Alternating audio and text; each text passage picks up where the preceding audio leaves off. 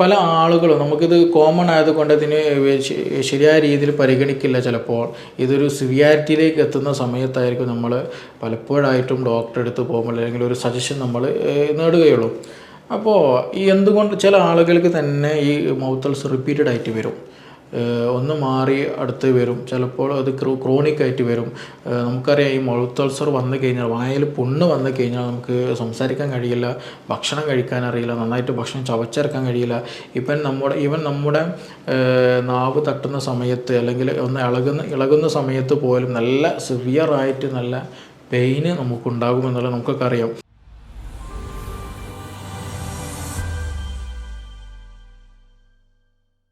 Hello everyone, ഞാൻ doctor Siraj, medical officer KNB hospital, Koduvally. നമ്മുടെ ഇടയിൽ കോമൺ ആയിട്ട് കാണുന്ന ഒരു ബുദ്ധിമുട്ടാണ് അല്ലെങ്കിൽ ഒരു അസുഖമാണ് ഈ മൗത്ത് അൾസർ എന്ന് പറയുന്നത്, അല്ലേ, വായ്പുണ്ണ് എന്നൊക്കെ നമ്മുടെ നാട്ടിൽ പറയും.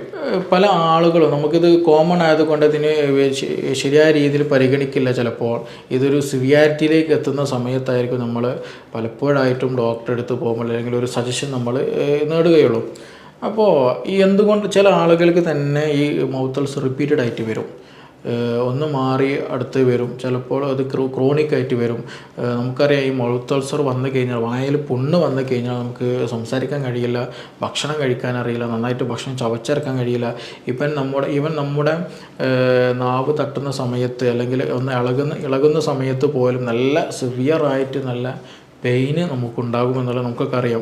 അപ്പോൾ അതുകൊണ്ട് തന്നെ ഇത് റിപ്പീറ്റഡ് ആയിട്ട് വരുന്നത് എന്താണ് ഇതിന് റീസൺ, ഇതുകൊണ്ട് എന്തെങ്കിലും ബുദ്ധിമുട്ടുകളുണ്ടോ എന്നുള്ളത് നമ്മൾ കൃത്യമായിട്ട് അറിഞ്ഞിരിക്കേണ്ട ഒരു സംഗതിയാണ്.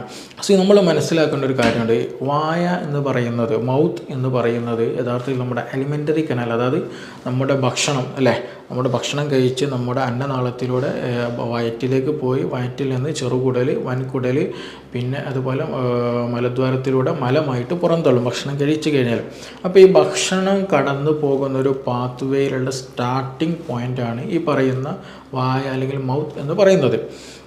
അപ്പോൾ അതുകൊണ്ട് തന്നെ ഇതൊരു ഡയറക്ഷൻ അല്ലെന്നുണ്ടെങ്കിൽ അത് ഈ ഒരു സിംഗിൾ പ്രൊഡക്റ്റായിട്ട് നമ്മൾ കണ്ടാൽ മതി. അതായത് മൗത്ത് ടു ആനസ് വരെ, നമ്മൾ വായ മുതൽ നമ്മുടെ മലം പോകുന്ന ഭാഗം വരെയുള്ള അതൊരു സിംഗിൾ ഡയറക്ഷൻ അല്ലെങ്കിൽ ഒരു സിംഗിൾ പാത്ത് വേ ആയിട്ട് കണക്ക് കൂട്ടിയാൽ തീർച്ചയായിട്ടും ഞാനത് സിമ്പിളായിട്ട് പറയാണ്. അപ്പോൾ തീർച്ചയായിട്ടും നമ്മളത് കാണേണ്ടത് ഈ മൗത്തിന് എന്തെങ്കിലും, വായയിൽ എന്തെങ്കിലും റിപ്പീറ്റഡ് ആയിട്ട് ഇൻഫ്ലമേഷൻസ് വരിക, എന്തെങ്കിലും മുറിവുകൾ വരിക, അൾസർ ഇങ്ങനെ വന്നുകൊണ്ടിരിക്കുക, ഒന്ന് മാറും വീണ്ടും വരിക, അങ്ങനെ ഉണ്ടാകുമ്പോൾ സ്വാഭാവികമായിട്ടും നമ്മൾ ചെറിയ രൂപത്തിലെങ്കിലും മനസ്സിലാക്കേണ്ട ഒരു കാര്യം, നമ്മുടെ ഡൈജഷൻ പ്രോപ്പറല്ല. അല്ലാന്നുണ്ടെങ്കിൽ നമ്മുടെ അലിമെൻ്ററി കനാൽ, അതായത് ഈ ഭക്ഷണം കടന്നു പോകുന്നൊരു വഴിയുണ്ടല്ലോ, അപ്പോൾ നമ്മുടെ വയറ്റിൽ അല്ലാന്നുണ്ടെങ്കിൽ നമ്മുടെ അന്നനാളത്തിൽ അല്ലെങ്കിൽ കുടലിലൊക്കെ എന്തെങ്കിലും ഇൻഫ്ലമേഷൻസ്, അവിടെ ദഹനം ശരിക്കും നടക്കുന്നില്ല, അല്ലെങ്കിൽ അവിടെ അസിഡിറ്റി വളരെ കൂടുതലാണ് വയറ്റിൽ. അപ്പോൾ അതിൻ്റെയൊക്കെ ഒരു പ്രൊഡക്റ്റായിട്ട് അല്ലെങ്കിൽ അതിൻ്റെയൊക്കെ ഒരു റിസൾട്ടായിട്ട് നമുക്ക് എന്തിൽ കാണാൻ കഴിയും, നമ്മുടെ മൗത്തിൽ ഈ അൾസറൊക്കെ കാണാൻ കഴിയും. ചില കാര്യങ്ങൾ അങ്ങനെയാണ്. നമ്മുടെ മൗത്തിൽ നോക്കിയാൽ നമ്മുടെ ഡൈജഷൻ പ്രോപ്പറാണോ നോക്കാൻ വേണ്ടി നമ്മുടെ ടങ്ങിൻ്റെ കളറ്, ടങ്ങ് ചിലപ്പോൾ എന്താ പറയുക വൈറ്റിഷ് കോട്ടഡ് ആയിട്ടുള്ള ചില ആളുകൾക്കുണ്ട്, ബ്ലൂയിഷ് വരുന്നുണ്ട്, നല്ല റെഡിഷ് വരുന്നുണ്ട്, അങ്ങനെയുള്ള പല കളറുകളും വരുന്നുണ്ട്. അത് റിലേറ്റഡ് ടു നമ്മുടെ ഗട്ട് ഹെൽത്തിന് റിലേറ്റഡ് ചെയ്തിട്ടാണ് അത് കാണിക്കുന്നത്.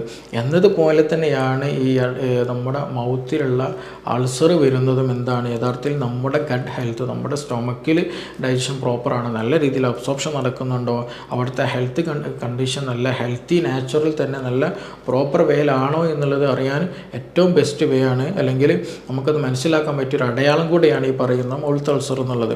അപ്പോൾ മൗത്ത് അൾസർ അല്ലെങ്കിൽ വായ്പുണ്ണ് റിപ്പീറ്റഡ് ആയിട്ട് വരുന്നുണ്ടെങ്കിൽ അത് റീസൺ, ഈ പറഞ്ഞതുപോലെ എന്തെങ്കിലും സ്റ്റൊമക്ക് റിലേറ്റഡ് ആയിട്ട് വരുന്നതാണോ, എന്തെങ്കിലും വേറെ എന്തെങ്കിലും അസുഖവും ഇൻഫെക്ഷനുമായിട്ട് ബന്ധപ്പെട്ട് വരുന്നതാണോ, എന്തെങ്കിലും ഡെഫിഷ്യൻസി, എന്തെങ്കിലും വൈറ്റമിൻ ഡെഫിഷ്യൻസി, അയൺ ഡെഫിഷ്യൻസി, സിങ്കിൻ്റെ ഡെഫിഷ്യൻസി, അങ്ങനെ എന്തെങ്കിലും ഡെഫിഷ്യൻസിയുടെ കാരണമായിട്ട് വരുന്നത്, എന്തെങ്കിലും ഹോർമോൺ ഇഷ്യൂ ആയിട്ട് വരുന്നതാണോ, ടെൻഷൻ കൂടിക്കഴിഞ്ഞാൽ ചില ആൾക്കുണ്ടാവും. അപ്പോൾ അതുകൊണ്ടൊക്കെ ആണോ എന്ന് നമ്മൾ മനസ്സിലാക്കേണ്ടതുണ്ട്. എസ്പെഷ്യലി ഞാൻ വീണ്ടും പറയുന്നത്, റിപ്പീറ്റഡ് ആയിട്ട് വരുന്ന കേസുകളിൽ, റിപ്പീറ്റഡ് ആയിട്ട് ഇങ്ങനെയുള്ള ബുദ്ധിമുട്ടുകൾ അൾസർ വരുന്നുണ്ടെങ്കിൽ അവരാണ് കൂടുതൽ ശ്രദ്ധിക്കേണ്ടത്. സോ നമ്മളിനി ആർക്കാണ് കൂടുതലായിട്ട് ഈ അൾസർ വരുന്നത് എന്നുള്ളത് നമ്മൾ ആദ്യം ഒന്ന് മനസ്സിലാക്കാം. നേരത്തെ ഞാൻ പറഞ്ഞു പോയതുപോലെ, ഒന്ന് മാനസികമായിട്ട് ടെൻഷനുള്ളവർക്ക്, സ്ട്രെസ്സ് കൂടുതലായിട്ടുള്ളവർക്കൊക്കെ എന്ത് ചെയ്യും, ഈ പറഞ്ഞ അൾസർ റിപ്പീറ്റഡ് ആയിട്ട് വരും, കൂടുതലായിട്ട് അൾസറിൻ്റെ ഫോർമേഷൻ ഉണ്ടായിരിക്കും. അതേപോലെ തന്നെ ഉറക്കം കുറവുള്ളവർ, നന്നായി ഒരു ബിസി ലൈഫിൽ ഏർപ്പെട്ടവർ, ഉറക്കം ശരിയായി കിട്ടാത്തവർ, ഉറക്കത്തെ പരിഗണിക്കാത്തവർ. ഉറക്കം എന്നുള്ളത് നമുക്കൊരു കൺസെപ്റ്റാണ്. എന്താണ്? എല്ലാ വർക്കുകളും കഴിഞ്ഞ് സമയമുണ്ടെങ്കിൽ ഉറങ്ങുക എന്നുള്ളത് അല്ലേ. കുട്ടികളൊക്കെ സ്റ്റുഡൻസൊക്കെ പഠിക്കുകയാണെന്നുണ്ടെങ്കിൽ അന്നത്തെ ടോപ്പിക്കുകളൊക്കെ പഠിച്ച് കഴിഞ്ഞ് തീർന്ന് സമയമുണ്ടെങ്കിൽ ഉറങ്ങുക. യഥാർത്ഥത്തിൽ അതൊരു നമ്മുടെ ബോഡിയെ നമ്മൾ തന്നെ നശിപ്പിക്കുന്ന ഒരു സിസ്റ്റമാണ്, അല്ലെങ്കിൽ ഒരു കണ്ടീഷനാണത്. അപ്പോൾ ഉറക്കം കുറഞ്ഞു കഴിഞ്ഞാൽ പറയുന്ന അൾസർ പെട്ടെന്ന് നമുക്ക് ഫോം ചെയ്യാൻ സാധ്യതയുണ്ട്. എന്നതുപോലെ തന്നെയാണ് ഭക്ഷണത്തിൽ നമ്മൾ ശ്രദ്ധിക്കണം. കൂടുതൽ ഈ സ്പൈസി ആയിട്ട് എരിവുള്ള ഫുഡുകൾ, നല്ല എരിവ് കൂടിയ മുളകുകളൊക്കെ ഉപയോഗിച്ച് കഴിഞ്ഞാൽ പെട്ടെന്നധികം ഈ പറയുന്ന അൾസർ ഫോമേഷൻ പെട്ടെന്ന് നടക്കും. നമ്മൾ വയറിലെ ദഹനം കേടാകും, പെട്ടെന്ന് വയറുകാളിച്ചയുണ്ടാകും, അതുപോലെയുള്ള അസ്വസ്ഥത, നല്ല വയറുവേദന ഉണ്ടാകും. കൂടെ ഈ പറയുന്ന മൗത്ത് അൾസർ ഫോം ചെയ്യാറുണ്ട്. അപ്പോൾ അത് എന്ത് ചെയ്യുക? നമ്മൾ സ്പൈസി ആയിട്ടുള്ള ഫുഡുകളൊക്കെ ഉണ്ടെങ്കിൽ അത് പരമാവധി ഒഴിവാക്കണം. നല്ല വെജിറ്റബിൾസ്, ഫ്രൂട്ട്സുകൾ, അങ്ങനെയുള്ള കൂടുതൽ എന്ത് ചെയ്യുക? ഭക്ഷണങ്ങൾ ഉൾപ്പെടുത്താൻ ശ്രദ്ധിക്കുക. അത് ആകുമ്പോൾ നമ്മുടെ ഡൈജഷനും നല്ല സ്മൂത്തായിട്ട് പെട്ടെന്ന് നടക്കും, നല്ല ദഹനം നടക്കുകയും ചെയ്യും. അതല്ലാതെ നമ്മൾ കൂടുതലായിട്ട് സ്പൈസി ആയിട്ടുള്ളത്, കൂടുതൽ നോൺ വെജ് ഭക്ഷണങ്ങൾ ഉൾപ്പെടുത്തിയാൽ അത് വളരെയധികം ബുദ്ധിമുട്ടാണ് ഈ അൾസർ ഉള്ളവർക്ക്, വായ്പുണ്ണുള്ളവർക്കൊക്കെ ദഹനത്തേക്ക് അത് പ്രതികൂലമായിട്ട് കൂടുതൽ ബാധിക്കും. അതുപോലെ തന്നെയാണ് കൂടുതലായിട്ട് ഞാൻ പറഞ്ഞതുപോലെ നോൺ വെജ് കൂടുതൽ കഴിച്ചാൽ എന്ത് ചെയ്യും? അവരിലും ഈ അസുഖം അല്ലെങ്കിൽ ഈ ഒരു പ്രയാസം കൂടുതലായിട്ട് ഉണ്ടാകാറുണ്ട്. എസ്പെഷ്യലി ചിക്കൻ വിഭവങ്ങൾ, അതേപോലെ തന്നെ മത്സ്യം കഴിക്കുമ്പോൾ എസ്പെഷ്യലി കൂടുതൽ ഇഷ്യൂസ് കണ്ടുവരുന്നത് ചെറു മത്സ്യങ്ങളുണ്ടല്ലോ, അതേപോലെ അയല, മത്തി, ചാള, അങ്ങനെയുള്ള മത്സ്യങ്ങൾ ചില ആളുകൾ കഴിക്കുമ്പോൾ അവർക്ക് എന്ത് ചെയ്യും? ഈ മത്സ്യം കഴിച്ച് പിറ്റേ ദിവസം ആകുമ്പോൾ എന്ത് ചെയ്യും? വായിൽ ചെറിയ രൂപത്തിൽ വേദന ഉണ്ടാകും, അതുപോലെ നല്ല വേദനയൊക്കെ വന്ന് തുടങ്ങും. അപ്പോൾ അതേപോലെ ചെമ്മീനൊക്കെ കഴിച്ചാലും ചില ആളുകൾക്ക് ഉണ്ടാകാറുണ്ട്. അപ്പോൾ ഇതിനൊരു റീസൺ, റിപ്പീറ്റഡ് ആയിട്ട് നമുക്ക് വരുന്നതിനുള്ള ഒരു റീസൺ ഉണ്ടാകും. അത് ഈ പറഞ്ഞതുപോലെ നമുക്ക് നല്ല ഇഷ്ടമുള്ള ഭക്ഷണം ചെമ്മീൻ, ചിക്കൻ, ബീഫൊക്കെ. പക്ഷേ ആ ഇഷ്ടമുള്ള ഭക്ഷണം കഴിക്കുമ്പോൾ അതിൻ്റെ കൂടെ തന്നെ നമുക്കൊരു ബൈ പ്രൊഡക്റ്റ്, അല്ലെങ്കിൽ അതിൻ്റെ കൂടെ തന്നെ നമുക്ക് കിട്ടുന്നൊരു സംഗതിയായിരിക്കും ഈ പറഞ്ഞ അൾസറി എന്നുള്ളത്. അപ്പോൾ അതുകൊണ്ട് നമ്മുടെ ഒരു ഭക്ഷണശീലം എന്ത് ചെയ്യണം? മാറ്റേണ്ടത് തന്നെയാണ് അങ്ങനെയുള്ള അവസ്ഥകളുണ്ടെങ്കിൽ. പിന്നെ അതുപോലെ തന്നെ കോഫി, ടീ, ചായ അധികമായിട്ട്, എസ്പെഷ്യലി ബ്ലാക്ക് ടീ അധികമായിട്ട് കഴിക്കുന്ന ആളുകൾക്ക് ഈ ഇഷ്യൂസ് കൂടുതലാണ്. ചില ആളുകളുണ്ട് രാവിലെ എഴുന്നേറ്റ് കഴിഞ്ഞാലും ചായ, പിന്നെ അതേപോലെ ഉച്ചക്കും ഈ ചില പേഷ്യൻസ് നമ്മളെടുത്ത് വന്ന് പറയാറുണ്ട്, നന്നായിട്ട് ചായ കുടിക്കും, നല്ല മെലിഞ്ഞ ശരീരമായിരിക്കും, ഭക്ഷണം കഴിക്കാൻ വിശപ്പില്ല, വയറ്റിൽ പുണ്ണൊക്കെ പ്രശ്നങ്ങളൊക്കെ ഉണ്ടെന്നൊക്കെ പറഞ്ഞ് എനിക്കിപ്പോഴും ഓർമ്മയുണ്ട്. ഒരു കേസ് വന്നിട്ട് ഒരിക്കലും വന്ന് പറഞ്ഞത്, അവർ ഭക്ഷണം ഇവൻ ചോറ് കഴിച്ച് കഴിഞ്ഞാലും ബ്ലാക്ക് ടീ ആണ് കുടിക്കുന്നതെന്നാണ്. അപ്പോൾ ചില ആളുകൾ അത്രത്തോളം അഡിക്ഷൻ വന്നു കഴിഞ്ഞാൽ അത് സ്വാഭാവികമായിട്ടും അതിലുള്ള കെമിക്കൽസ് നമ്മുടെ സ്റ്റൊമക്കിൻ്റെ ശരിയായ പ്രവർത്തനത്തെ അത് മാറ്റും. അത് പിന്നെ ഡൈജഷന് പ്രോപ്പറായിരിക്കില്ല, വയറ്റിൽ റെഡിയായ രീതിയിൽ പോകില്ല. നമ്മുടെ ബോഡി ആ പേഷ്യൻസ് വന്ന പോലെ നമ്മുടെ ബോഡി എന്താകും? അങ്ങനെ കൂടുതലായിട്ട് അഡിക്റ്റായി കഴിഞ്ഞാൽ ബോഡി വളരെ തിന്നാവും, വയറുകാളിച്ച് കൂടും, വയറുവേദന ഉണ്ടാകും, വയറ്റിൽ പുണ്ണുണ്ടാകും, മൗത്ത് അൾസറൊക്കെ അതിൻ്റെ കൂടെ ആയിട്ട് വരും. അപ്പോൾ അതുകൊണ്ട് തന്നെ അധികമായിട്ട് കോഫി, ടീ കഴിക്കുന്നവർ വളരെയധികം ശ്രദ്ധിക്കേണ്ട ഒരു കാര്യം കൂടിയാണ്. അപ്പോൾ അഡിക്ഷൻ വരുന്നത് വളരെ ശ്രദ്ധിക്കുക. പിന്നെ ചില കണ്ടീഷനുകൾ നമ്മൾ ഏതെങ്കിലും മെഡിസിൻസ് എടുത്ത് കഴിഞ്ഞാൽ, ചില ആൻറ്റിബയോട്ടിക്സ് എടുത്തു കഴിഞ്ഞാൽ അതിൻ്റെ ഒരു റിസൾട്ടായിട്ട് താൽക്കാലികമായിട്ട് ആ മെഡിസിൻ എടുക്കുന്നതിന് കൂടെ തന്നെ എന്ത് ചെയ്യും? ചിലപ്പോൾ ഇതുപോലെയുള്ള ബുദ്ധിമുട്ടുകൾ, മൗത്തിൽ ചെറിയ അൾസറുകൾ കണ്ടുവരാറുണ്ട്. പിന്നെ ഇതിൻ്റെ കൂടെ തന്നെ നമ്മൾ കോമൺ ആയിട്ടുണ്ടാകുന്നൊരു സംഗതിയാണ് ഡെഫിഷ്യൻസി ആയിട്ട് എന്തെങ്കിലും ബുദ്ധിമുട്ടുണ്ടാകുക. അതായത് വൈറ്റമിൻ B12 ബുദ്ധിമുട്ട്, അല്ലെങ്കിൽ സിങ്കിൻ്റെ കുറവ്, അയണിൻ്റെ കുറവ്, അതുകൊണ്ടൊക്കെ എന്ത് ചെയ്യും? ഈ പറഞ്ഞ പോലെ അൾസറുകൾ ഫോം ചെയ്യാറുണ്ട്. അപ്പോൾ ഇത് എന്താണ് നമ്മൾ മനസ്സിലാക്കണമെന്നുണ്ടെങ്കിൽ തീർച്ചയായിട്ടും ഇതൊരു ഡോക്ടറെ കണ്ടിട്ട് അവരെ ഒരു സജഷനും കൂടെ പരിഗണിച്ച് കൊണ്ട് അവരുടെ തീരുമാനം കൂടെ മനസ്സിലാക്കിയിട്ട് വേണം നമ്മളിതിന് കറക്റ്റ് ഒരു പ്രോപ്പർ വേയിലേക്ക് ട്രീറ്റ്മെൻറ്റ് എത്തേണ്ടത്. ചില കേസുകൾ ഒന്നും ചെയ്യേണ്ടി വരില്ല, അത് നോർമലി പെട്ടെന്ന് ഹീലാകാറുണ്ട്. പക്ഷേ ചിലത് റിപ്പീറ്റഡ് ആയിട്ട് വരുമ്പോൾ നിർബന്ധമായിട്ട് നമ്മളൊരു ഡോക്ടറെ കണ്ടിട്ട് വയറ്റിൽ എന്തെങ്കിലും പ്രശ്നങ്ങളുണ്ടോ, ഡൈജഷൻ പ്രോപ്പറാണോ, ഇനി മൗത്തിൽ വേറെ എന്തെങ്കിലും ഇൻഫെക്ഷൻ വന്നതാണോ തുടങ്ങിയ കാര്യങ്ങൾ നോക്കണം. ഇനി ഇതിൻ്റെ ഒക്കെ പുറമെ തന്നെ നമ്മളിപ്പോൾ ഭക്ഷണം പറഞ്ഞു, ഉറക്കം പറഞ്ഞു, ടെൻഷൻ പറഞ്ഞു, ഇതൊക്കെ പറഞ്ഞല്ലോ, അതിൻ്റെ കൂടെ തന്നെ ചില കേസുകൾ നമ്മൾ ഫംഗൽ ഇൻഫെക്ഷൻ, ചില ബാക്ടീരിയൽ ഇൻഫെക്ഷൻസിൻ്റെ കേസുകൾ, അതുപോലെ ചിലപ്പോൾ ഇൻഫെക്ഷൻ നമ്മുടെ വയറ്റിനുള്ളിലായിരിക്കും ഉണ്ടാകുക. പക്ഷേ ഞാൻ നേരത്തെ തുടക്കത്തിൽ പറഞ്ഞതുപോലെ വയറ്റിൽ എന്ത് ഇൻഫെക്ഷൻ വന്നാലും മിക്കപ്പോഴും എന്ത് ചെയ്യും, നമ്മുടെ അതിൻ്റെ ഒരു അടയാളം എന്നുള്ള നിലയ്ക്ക് നമ്മുടെ വായയിലും മൗത്തിലും അതിൻ്റെ സാന്നിധ്യം ഉണ്ടായിരിക്കും. അപ്പോൾ അതുകൊണ്ട് എന്ത് ഇൻഫെക്ഷനാണ് വന്നത്, അത് എങ്ങനെ ട്രീറ്റ് ചെയ്യണം, IBD IBS പോലെയുള്ള അവസ്ഥകൾ, സീലിക് ഡിസീസിൻ്റെ കേസുകൾ, അപ്പോൾ അങ്ങനെയുള്ള കണ്ടീഷനുകളിലൊക്കെ HIV കേസുകളിൽ പോലും അങ്ങനെ ഉണ്ടാകാറുണ്ട്. ഈവൻ ഫംഗൽ ഇൻഫെക്ഷൻ്റെ കേസുകളിൽ ഉണ്ടാകാറുണ്ട്. അപ്പോൾ അതൊക്കെ ഈ ഒരു മൗത്തിൽ പെട്ടെന്ന് ചെയ്യും അൾസർ, അങ്ങനെയുള്ള ഒരു ഇൻഫെക്ഷൻസ് കണ്ടീഷനിലും നമ്മുടെ മൗത്തിൽ അൾസർ ഉണ്ടാകാറുണ്ട്. അപ്പോൾ ഞാൻ പറഞ്ഞു വരുന്നത് വെച്ചിട്ടുണ്ടെങ്കിൽ നമ്മളിത് സിമ്പിളായിട്ട് ഒരിക്കലും കാണരുത്. നമ്മൾ പെട്ടെന്ന് മാറുന്ന കേസുകളുണ്ട്, പക്ഷേ ചിലത് എന്ത് ചെയ്യും, ക്രോണിക്കായിട്ട് നിൽക്കുന്നുണ്ട്. എസ്പെഷ്യലി നമ്മൾ ശ്രദ്ധിക്കേണ്ടത് 3 ആഴ്ചയിൽ കൂടുതൽ, അത് 3 വീക്സ് കഴിഞ്ഞിട്ടും ചില മുറികൾ മാറുന്നില്ല എന്നുണ്ടെങ്കിൽ തീർച്ചയായിട്ടും എന്ത് ചെയ്യണം, ഒരു ഡോക്ടറെ കാണൽ നിർബന്ധമാണ്. കാരണം അത് എന്തുകൊണ്ടാണ് ഹീലാകാത്തത്, വല്ല ക്യാൻസറസ് ഇഷ്യൂസ് ഉണ്ടോ, വേറെ എന്തെങ്കിലും ബുദ്ധിമുട്ടുകളുണ്ടോ എന്നുള്ളത് തീർച്ചയായിട്ടും നമ്മളത് ഉറപ്പുവരുത്തണം.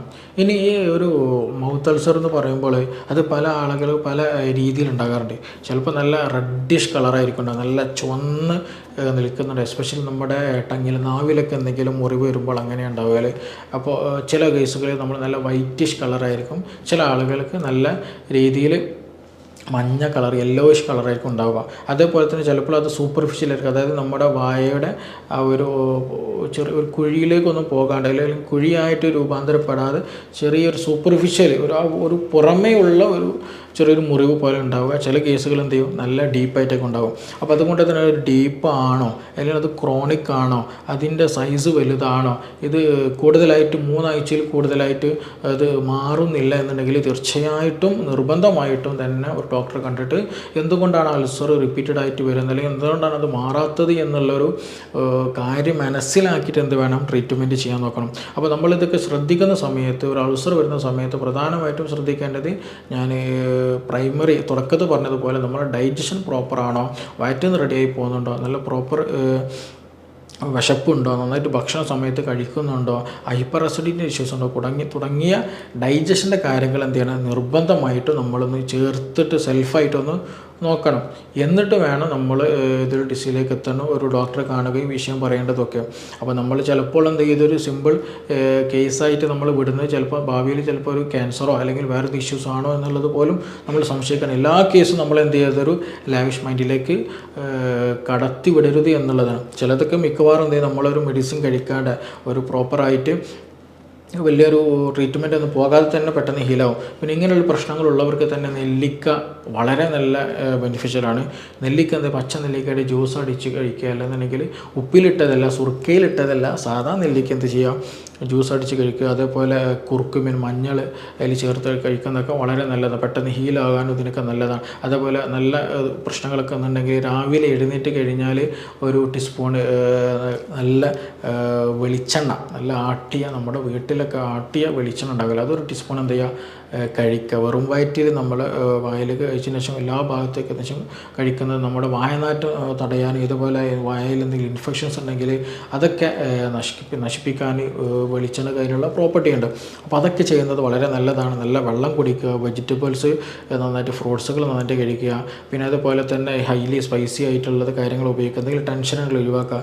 കൂടെ തന്നെ ശ്രദ്ധിക്കേണ്ടത് കോമൺ ആയിട്ട് വരുന്ന ഒരു കാര്യമാണ് പുകവലി. അതേപോലെ എന്തെങ്കിലും ഡ്രഗ്സ് യൂസ് ചെയ്യുക, ആൽക്കഹോൾ അബ്യൂസുകളും കാര്യങ്ങളൊക്കെ ഉണ്ടെങ്കിൽ അവർക്കിത് വലിയൊരു ശതമാനം വരാനുള്ള സാധ്യത വളരെ കൂടുതലാണ്. അത് ഈവൻ ക്യാൻസറിലേക്ക് പോലും എത്താറും ഇങ്ങനെയുള്ള കണ്ടീഷനുകൾ. അപ്പോൾ അതൊരു പുകവലി ഉള്ളവർ, എന്തെങ്കിലും പാൻപരാക്ക് പോലെയുള്ള എന്തെങ്കിലും മസാലകൾ കൂടുതലായിട്ട് ഉപയോഗിക്കുന്നവർ, അങ്ങനെ എന്തെങ്കിലും കാര്യങ്ങൾ സ്ഥിരമായിട്ട് ഉപയോഗിക്കുന്നവരുണ്ടെങ്കിൽ അവർക്ക് പെട്ടെന്ന് എന്ത് ചെയ്യും, ഈ മൗത്തിലുള്ള ലെയേഴ്സ് പെട്ടെന്ന് ഇൻഫെക്റ്റഡ് ആകും, പെട്ടെന്ന് അവിടെ മുറി വരും, പെട്ടെന്ന് ഇൻഫെക്ഷൻ വരും. അപ്പോൾ അതൊക്കെ നന്നായിട്ട് എന്ത് ചെയ്യണം, നമ്മൾ ശ്രദ്ധിക്കണം. അതിനൊരു അഡിക്ഷൻ വന്നു പോയാൽ പിന്നെ നമ്മുടെ വയറ് കേടുവരും, മൗത്ത് കേടുവരും, നമ്മുടെ ശരീരം തന്നെ പെട്ടെന്ന് ക്ഷീണിച്ചു പോവുകയും ചെയ്യും.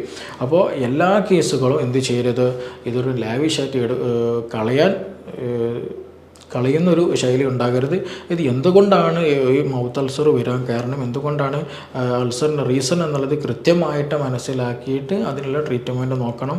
എന്നിട്ട് ഈ കാര്യങ്ങളൊക്കെ ശ്രദ്ധിച്ചാൽ തന്നെ നമുക്ക് ഓൾമോസ്റ്റ് എല്ലാ കണ്ടീഷനുകളും എന്ത് ചെയ്യാം, നമുക്ക് നല്ലൊരു ഹെൽത്തി മൗത്ത് നമുക്ക് കീപ്പ് ചെയ്തിട്ട് തന്നെ പോയാം. പിന്നെ ചില ആളുകൾ ബ്രഷ് ചെയ്യുമ്പോൾ എന്ത് ചെയ്യും, മുറിവുണ്ടാകാറുണ്ട്. ചിലപ്പോൾ നമ്മൾ അറിയാണ്ട് വായ കടിച്ചു പോകും, നാവ് കടിച്ചു പോകും, കവിള് കടിച്ചു പോകും. അങ്ങനെയും മുറിവുകൾ ആക്സിഡൻ്റലി നമ്മൾ എന്ത് ചെയ്യും, അങ്ങനെ ഉണ്ടാകാറ്. അതൊക്കെ പെട്ടെന്ന് ഹീലാകുന്നേ ഉള്ളൂ. അതുകൊണ്ട് വലിയൊരു ഹെൽത്തി ആയിട്ട് മറ്റു ഇഷ്യൂസ് ഒന്നുമില്ല. അതൊരു ആ ഒരു സാന്ദർഭികമായിട്ട് ആ ഒരു സാഹചര്യത്തിൽ സംഭവിച്ചു പോയപ്പോൾ ഉണ്ടാകുന്നൊരു മുറിവ്. അത് എല്ലാ മുറിവും പോലെ ഒരു നിശ്ചിത സമയം കഴിഞ്ഞാൽ അത് ഹീലായി പോവുകയും ചെയ്യും. അപ്പോൾ എനിവേ നമ്മൾ എന്ത് ചെയ്യുക, ഇതൊക്കെ ഒരു റീസണുകളാണ് മൗത്ത് അൾസർ ഉണ്ടാകാനുള്ള.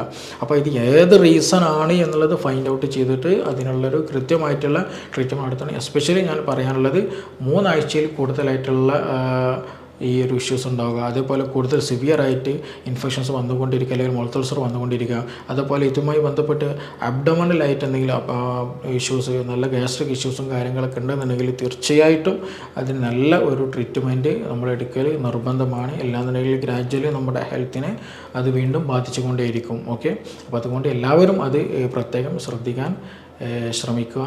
ഓക്കെ, നമുക്കിനി മറ്റൊരു വീഡിയോയിൽ വീണ്ടും കാണാം. Thank you.